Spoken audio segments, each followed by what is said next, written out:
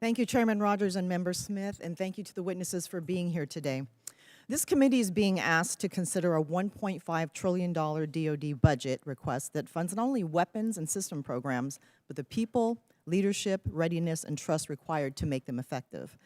When senior leaders are removed abruptly or merit-based promotions are disrupted without clear explanation, Congress does have the responsibility to understand the rationale and operational consequences. So I'm going to focus on Secretary Hegseth.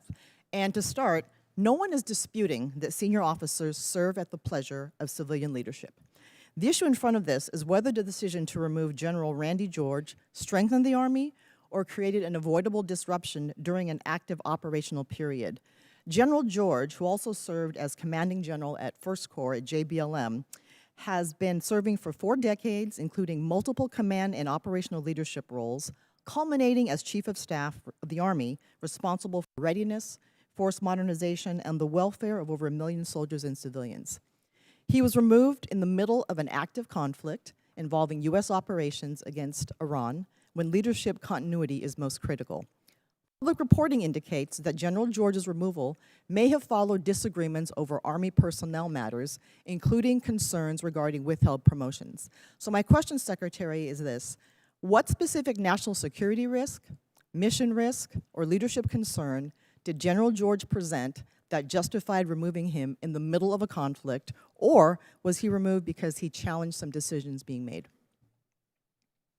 As I stated earlier, out of respect to these officers, I don't discuss the nature of the removal, but I would ask an earnest question of you: where does General George fall in the operational chain of command? So I'm asking you, why did you fire him? No, but don't change you the talked subject, about sir. you talked about an Please operational answer my moment. Question. Where does General Please George answer fall my in question. No, it's a simple National question. Risk, You're on the House Armed mission Services risk, Committee. Leadership concern. What did he present that justified removing him in the middle of a conflict? Do you know where General George serves in the operational chain of command? So I'm asking you my question one more time, sir. Don't try to flip it on me.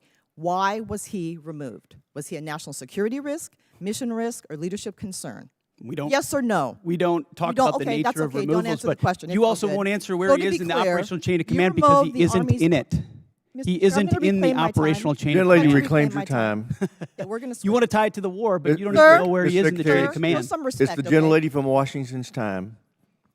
Under DoD 1320.04, the Secretary of Defense may withhold or disapprove forwarding nomination after service recommendations in limited circumstances, including newly identified adverse information, pending investigations, reportable information, and questions regarding mental, physical, moral, or professional qualification, incomplete or non-compliant nomination packages, missing certifications, or the need for additional clarification from the military department.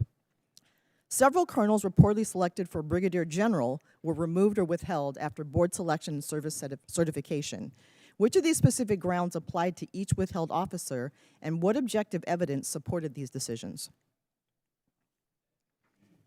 Congressman, that was just one of many boards across the services where we will perform similar reviews, and I anticipate other officers will be removed also.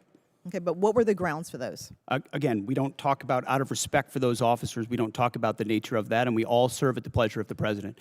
We're solving for an institution that needs to be based on merit and professional execution, and there's been a lot of gender and demographic engineering that's been going on for reasons other than the focus of exactly what we should be doing on the battlefield. So whether it's that or execution. I did not raise gender.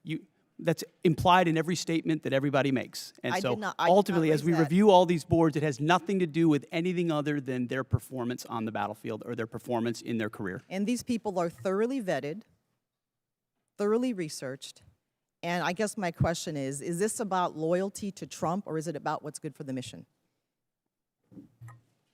I understand what you're implying, but it's about the Constitution and our military and its ability to execute, and I'm going to make sure the President has the finest officers across the force prepared to deliver. So this committee funds weapons, readiness, recruiting, professional development, and leadership pipelines. But no amount of money can compensate for a force that may lose trust in the fairness of advancement. And this is fairness. We believe in merit. We have always had a merit-based system. That's not the argument. No, we have not. Not under the But as Biden we administration, consider- we did not. It became social engineering, not merit, and we're fixing it didn't. quick. No, it did not. It did not. And when we consider this budget request, we must ensure that taxpayer dollars are matched by sound judgment, credible leadership, and a personnel system worthy of those who serve. I yield back, Mr. Chair. Gentlelady yields back. Chair now recognizes the gentleman from Georgia, Mr. Scott.